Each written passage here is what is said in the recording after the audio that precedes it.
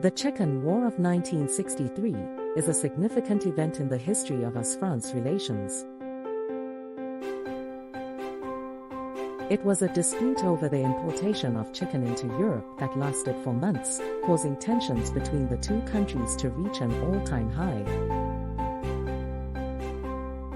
French President Charles de Gaulle was determined to protect French agriculture from American competition and placed heavy tariffs on imported chickens. The United States retaliated by imposing tariffs on French products such as wine and cheese.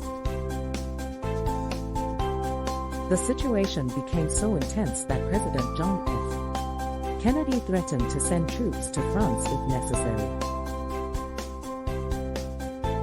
Eventually, after negotiations were held between the two countries, a compromise was reached which allowed for some American chicken imports into France.